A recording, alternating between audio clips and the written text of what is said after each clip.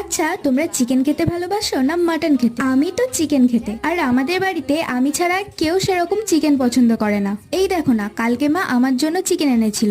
আমি বলেছিলাম কিছুটা সলিড পিস তুলে রেখে দিতে, আজকে কোনো একটা নতুন রেসিপি ট্রাই করব। কিন্তু আজ আবার আমার মন ঘুরে গেছে। আজ ইচ্ছা করলো একটা চিকেনের কষা কষা করে কোনো রেসিপি করা যায়। যতই চিকেন কষা হোক, আমার আবার আলু ছাড়া চলে না। কড়াইয়ে তেল গরম করে চিনি আর গোটা গরম মশলা দিয়ে দিলাম। এরপর পাতলা করে কাটা পেঁয়াজটাকে একটু ভেজে নিলাম। তারপর আদা রসুনের পেস্ট, কাঁচা গন্ধটা যাওয়ার পর হলুদ গুঁড়ো, লঙ্কা গুঁড়ো, কাশ্মীরি লঙ্কা গুঁড়ো, জিরে গুঁড়ো দিয়ে একটু ভেজে নেওয়ার পর ক্যাপসিকাম, টমেটো আর কাঁচা লঙ্কা দিয়ে দিলাম আর সামান্য একটু নুন দিয়ে দিলাম। মশলা থেকে তেল ছেড়ে দিয়েছে। এবার আমি যে মাংসটাকে ম্যারিনেট করে রেখেছিলাম সেটা দিয়ে দিলাম, সঙ্গে ভাজা আলু আর নুন দিয়ে একটু কষিয়ে ঢেকে দিলাম। যেহেতু মশলাতে আমি টমেটো ব্যবহার করেছি, আবার মাংসটাও দই দিয়ে ম্যারিনেট করেছিলাম, টেস্ট ব্যালেন্স করার জন্য তাই চিনি দিলাম। পরিমাণ মতো জল দিয়ে কিছুক্ষণ ঢাকা দিয়ে রেখে দিলাম। দেখো কালারটা কতটা সুন্দর এসেছে, আর খেতেও কিন্তু দারুণ হয়েছিল। একবার ট্রাই করে দেখো।